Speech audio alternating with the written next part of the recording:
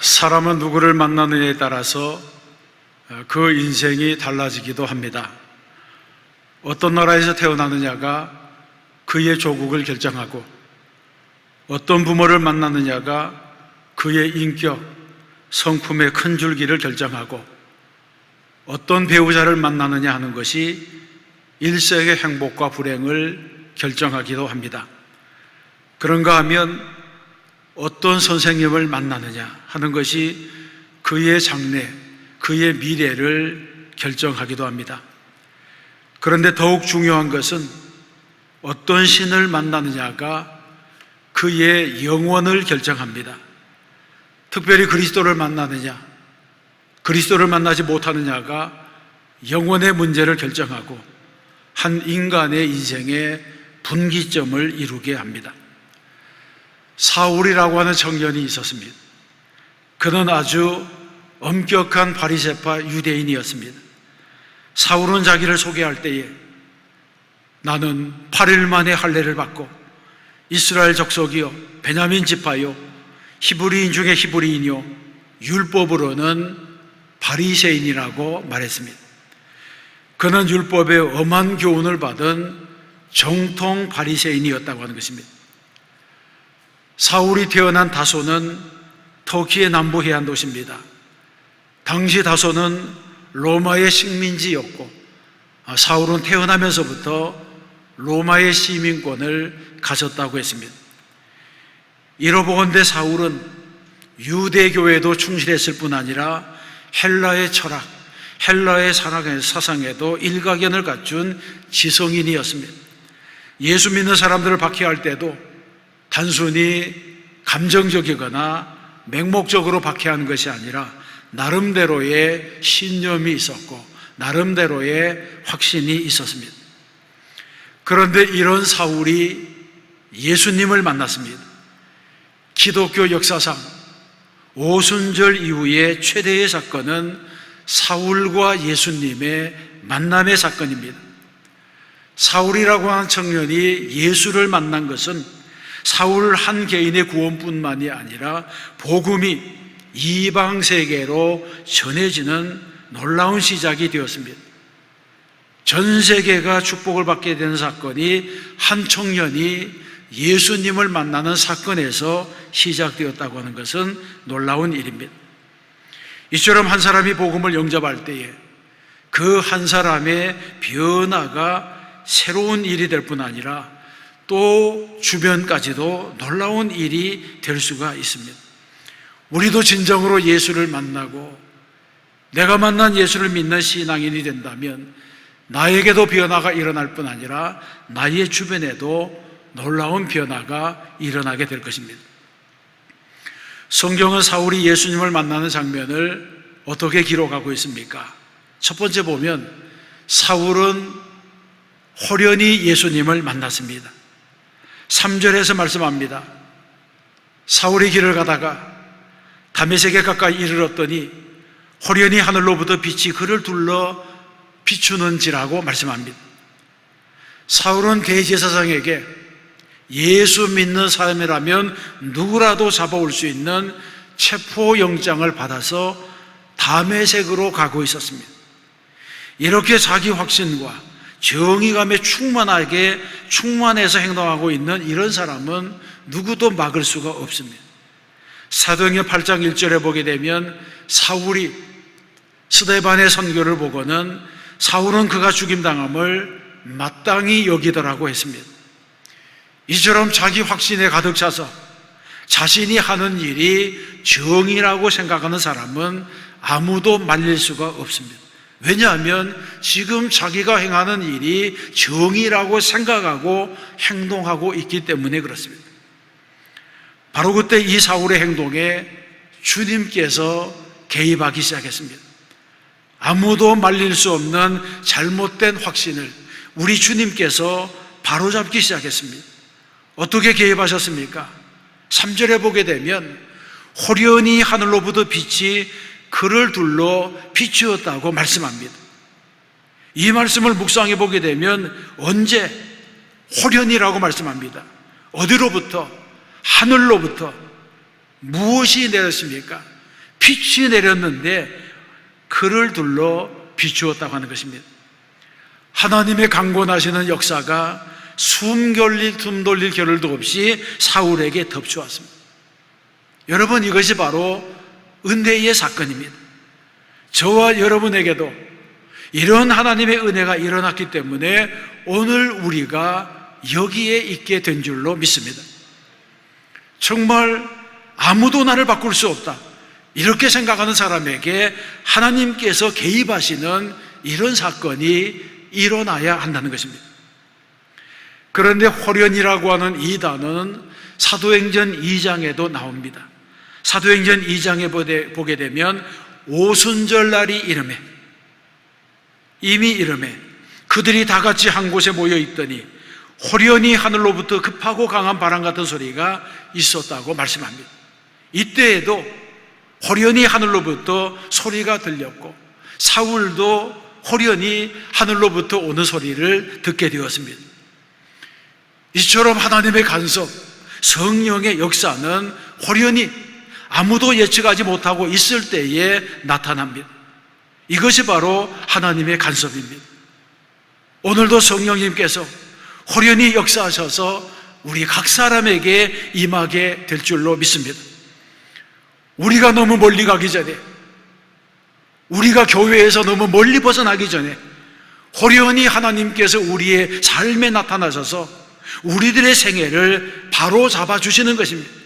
이것이 바로 성령 하나님과 대면하는 사건이 됩니다. 사울을 찾아오신 주님께서 뭐라고 하십니까? 오늘 읽어 본문 4절에 보게 되면 사울아 사울아 내가 어찌하여 나를 박해하느냐고 말씀했습니다. 그러면 이 말이 맞는 말입니까? 사울이 언제 예수님을 육체적으로 만난 일이 있습니까? 전혀 없었습니다. 그런데 예수님은 왜 사울에게 내가 나를 박해하느냐고 물으시는 것입니까? 지금 사울은 누구를 박해하고 있습니까? 사울은 교회를 박해하고 있었고 사울은 예수 믿는 사람들을 박해하고 있었습니다. 그런데 주님은 교회와 믿는 성도들을 박해하는 행위를 예수님 자신을 박해하는 행위로 여기신 것입니다. 여러분, 오늘 우리가 살아가는 세상에도 교회를 박해하고 예수 믿는 사람을 박해하는 사람들, 그런 세력들이 얼마나 많이 있습니까? 이런 사람들은 사울아 사울아 내가 어찌하여 나를 박해하느냐, 이런 주님의 음성을 들어야 하는 것입니다. 그러자 사울은 다메섹 도상에 엎드려져서 주여 누구시니까 이렇게 묻게 됩니다. 이 질문에 예수님께서는 나는 내가 박해하는 예수라고 말씀하십니다. 이것이 사울과 예수님이 처음 만났던 첫 번째 만남의 사건입니다. 우리에게도 이런 만남이 있어야 됩니다. 저는 여러분들에게도 이런 만남이 있으시기를 축원합니다.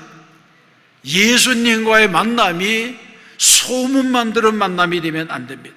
예수님과의 만남이 스쳐 지나가는 만남이 아니고 의미 없는 만남이 아니고 인격적인 만남, 자신을 변화시키는 만남, 더 나아가서 가치관을 바꾸게 하고 인생을 전복시키는 만남이 되어야 하는 것입니다.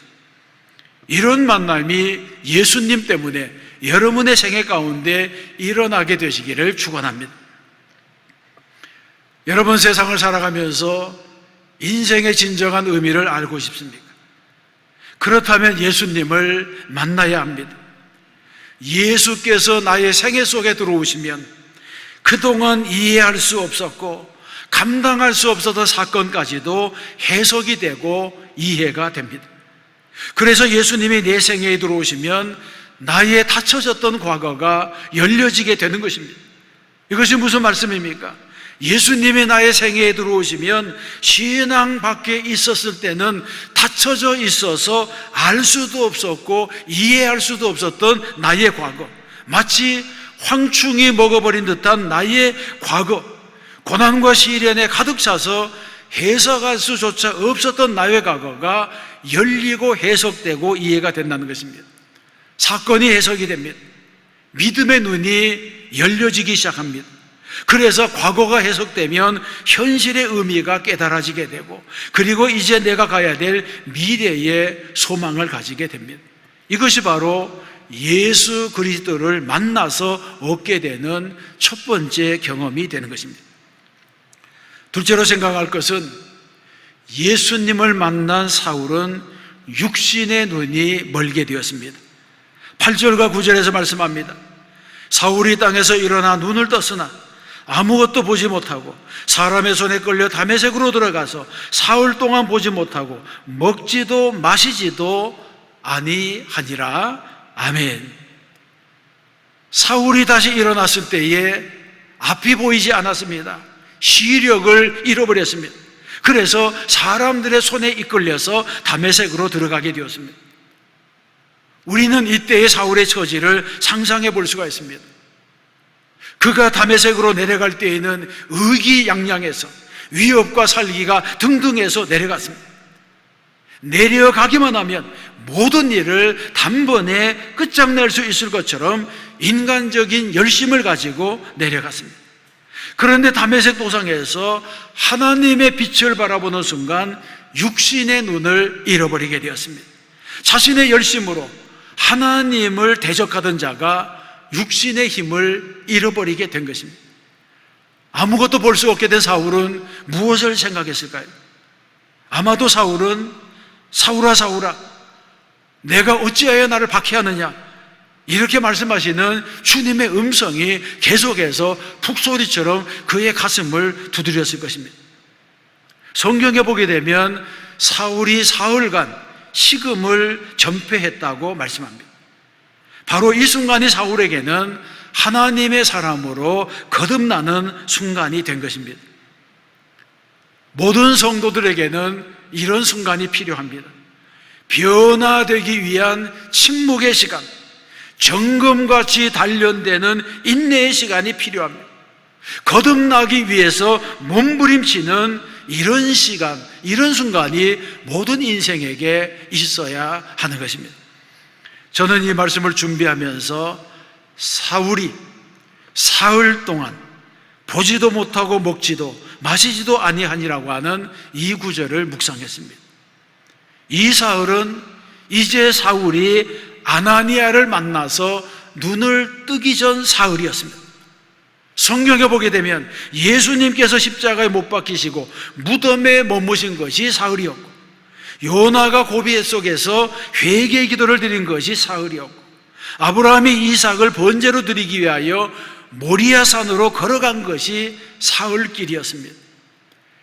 그런데 이 사흘길은 한결같이 고뇌와 갈등과 번민의 사흘이었고, 고통과 절망과 혼돈의 사흘이었습니다.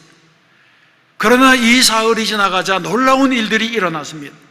예수님은 사흘 만에 부활하셨고, 요나는 사흘 만에 다시 소명을 받았습니다. 아브라함은 사흘 후에 이삭을 돌려받았고 하나님의 시험을 통과하게 되었습니다. 사울도 마찬가지입니다. 사흘 동안 눈을 감고 식음을 전폐하고 변화되기 시작했습니다. 그리고 사울이 바울로 변화되었습니다. 옛사람이 변하여 새사람이 된 것입니다. 이런 축복이 모두에게 있어야 할 줄로 믿습니다. 변화되는 축복, 세상적인 가치에서 벗어나서 하늘의 가치로 살아가는 축복입니다. 하늘의 축복입니다. 여러분에게도 이런 사흘이 있으시기를 축원합니다. 변화되기 위한 사흘, 거룩한 침묵의 사흘, 정금같이 단련되는 인내의 사흘, 마치 에벌레가 나비로 탈바꿈하기 위하여 몸부림치는 그 사흘이 필요합니다. 이런 몸부림치는 신앙의 투쟁이 없이는 하나님을 만나지 못합니다. 예수님의 영광의 빛을 체험하지 못합니다. 성경에서 말씀합니다. 내가 행할 것을 내게 이를 자가 있느니라. 이런 주님의 음성조차 듣지 못합니다. 우리 모두에게는 주님 앞에서 몸부림치는 사흘이 필요합니다. 그래서 우리는 때를 따라 금식하기도 하고 철야를 하기도 하고 기도하며 울면서 몸부림을 치는 것입니다. 이 사울이 인생을 바꿀 수가 있습니다. 세 번째 생각할 것은 다시 눈을 뜨고 보게 되는 사울입니다.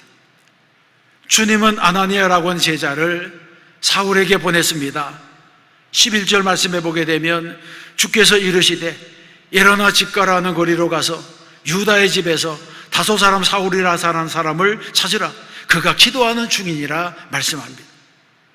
그러자 이 말을 들은 아나니아는 주여, 이 사람에 대하여 내가 여러 사람에게 듣사온즉 그가 예루살렘에서 주의 성도에게 적지 않은 해를 끼쳤다고 합니다. 이런 대답을 했습니다.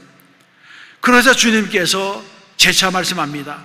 이 사람은 내 이름을 이방인과 임금들과 이스라엘 자손들에게 전하기 위하여 택한 나의 그릇이라. 그렇게 말씀합니다. 우리 주님께서 이미 사울을 쓰시려고 계획하셨다고 하는 것을 말씀하고 있습니다.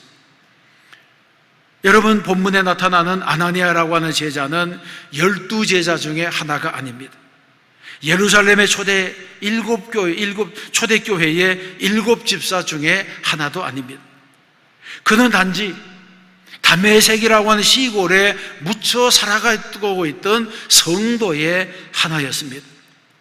그럼에도 불구하고 아나니아는 사울을 위하여 하나님께서 준비해 놓은 사람입니다. 성경에 보게 되면 아나니아는 단지 사울이 바울로 변하던 그 현장에서 하나님의 명령을 수행하고는 역사의 무대에서 사라졌습니다. 이 사람의 생애는 오직 사울을 만나기 위하여 준비되었던 것입니다. 그러므로 하나님의 일에는 아나니아와 같은 사람도 필요하고 사울과도 같은 사람이 필요하다고 하는 것을 알 수가 있습니다. 아나니아의 안수기도를 받은 사울이 어떻게 되었습니까? 18절에 보게 되면 즉시 사울의 눈에서 비늘 같은 것이 벗어져 다시 보게 된지라고 말하고 있습니다. 아나니아가 안수기도를 할 때 성령의 능력이 함께 하시자 바울의 눈에서, 이 사울의 눈에서 비늘 같은 것이 떨어졌습니다. 그 후에 사울이 다시 보게 되었다는 것입니다. 이때 하나님께서 사울에게 바울의 눈을 주신 것입니다. 사울이 예수님을 영접하고 그리스도인이 될 때에 눈에서 비늘 같은 것이 떨어졌다고 하는 이 사실에 우리는 주목해야 됩니다. 사울의 육신의 눈을 덮고 있었던 더러운 안경이 벗어졌다고 하는 것입니다. 여러분, 사실 교회 안에는 아직까지도 눈에 비늘 같은 것을 달고 다니는 사람들이 많습니다. 그래서 무언가 할 것 같지만 하지 못하고, 무언가를 볼 것 같지만 보지 못하고, 무언가를 느낄 것 같지만 느끼지 못하고, 정말 예수 믿고 교회에 들어가던 지는 오래되었지만 아직까지도 육신의 눈, 세상의 눈만을 가지고 살아가는 사람들이 있습니다. 옛사람을 벗어버리지 못한 것입니다. 몸은 교회 안에 있지만 모든 생각은 세상 사람들과 똑같습니다. 너무나 안타까운 신자가 아닐 수가 없습니다. 사울이 바울이 되자 무엇이 바뀝니까? 그는 먼저 예수 그리스도만을 말하기 시작했습니다. 이제 그의 모든 관심이 예수 그리스도로 바뀌었습니다. 오직 예수입니다. 그래서 그리스도 안에서, 그리스도 예수 안에서 이런 새로운 가치관을 말하기 시작했습니다. 그래서 바울은 다메섹 이후에 먹든지 마시든지 살든지 죽든지 무엇을 하든지 돌에 맞든지 매를 맞든지 어디에서나 예수 그리스도만을 존귀하게 하는 사람이 된 것입니다. 이것이 사울에게 일어난 가장 중요한 변화입니다. 이런 변화의 축복이 저와 여러분과 함께 하여야 될 줄로 믿습니다. 사랑하는 성도 여러분, 우리는 예수님을 만나는 사람이 되어야 합니다. 하나님의 빛을 받는 사람이 되어야 합니다. 그래서 세상에 대해서는 눈이 감기더라도 하나님에 대하여 눈을 뜨는 사람이 되어야 됩니다. 신령한 눈을 떠야 됩니다. 우리도 바울같이 육신의 눈을 감아버리고 신령한 눈을 뜨는 변화를 경험해야 됩니다. 22절 말씀에 보게 되면 사울은 힘을 더 얻어 예수를 그리스도라 증언하여 다메섹에 사는 유대인들을 당혹하게 했다고 말씀합니다. 여러분도 삶의 현장에서 그리스도를 말하는 사람들이 되시기를 바랍니다. 직업의 현장에서, 사업의 현장에서, 학업의 현장에서, 가정에서 우리는 예수를 말해야 됩니다. 우리는 사울이 바울이 되는 사건을 통해서 무엇을 배울 수가 있습니까? 첫 번째로, 신앙이 생기면 사건을 해석하는 능력이 생긴다고 하는 것입니다. 그래서 과거에는 이해할 수 없었던 사건들이지만 예수 믿고 난 다음에 해석되고 현실이 깨달아지고 미래에 소망이 생기는 일들이 있습니다. 사울이 예수님을 만난 것은 결코 우연한 일이 아닙니다. 마찬가지로 오늘 우리에게도 우연하지 않은 사건들이 일어날 수가 있습니다. 이런 때 우리는 영안이 열려져서 영적인 분별력을 가져야 됩니다. 내 삶에 일어나는 하나님의 일들, 내 삶에 비추어 주시는 하나님의 사인을 읽을 줄을 알아야 되는 것입니다. 두 번째는 하나님께서는 꼭 필요한 사람을 만나게 해 주십니다. 우리는 부지 중에 천사를 대접하기도 하고 부지 중에 하나님의 종을 대적하기도 합니다. 사람들은 언제나 지나고 나서 후회하는 경향이 있습니다. 하나님께서 나에게 좋은 사람을 만나게 해줄 때 우리는 알아보아야 됩니다. 다 지나가고 나서 그 사람이 하나님께서 내게 보내주신 천사였는가 이렇게 안타까워하면 안 됩니다. 하나님께서는 우리 인생에도 아나니아와 같은 사람을 붙여주시는 것입니다. 세 번째는 사울의 눈에서 비늘 같은 것이 떨어졌습니다. 사울의 눈에서 비늘 같은 것이 떨어지자 사울의 눈이 변하여 바울의 눈이 되었습니다. 눈에서 비늘이 벗겨지자 가치관이 달라지고 인생의 목표가 달라졌습니다. 무엇보다도 예수 안에서 사는 사람이 되었습니다. 우리에게도 이런 변화가 필요한 것입니다. 우리도 바울처럼 오직 예수님만을 말하는 사람이 되어야 합니다. 우리 눈에서도 비늘이 떨어져서 하나님의 신령한 세계를 바라보는 성도가 되어야 하는 것입니다. 우리가 믿음 안에 살게 되면 반드시 다메섹에서 사울을 만나주신 주님께서 나를 만나주시고 사울이 변하여 바울이 되게 하신 하나님께서 나를 변화시켜 주실 줄로 믿습니다. 그래서 고린도 후서의 말씀처럼 그런즉 누구든지 그리스도 안에 있으면 새로운 피조물이라 이전 것은 지나갔으니 보라 새 것이 되었도다고 말씀하는 새로운 피조물이 될 수 있는 것입니다.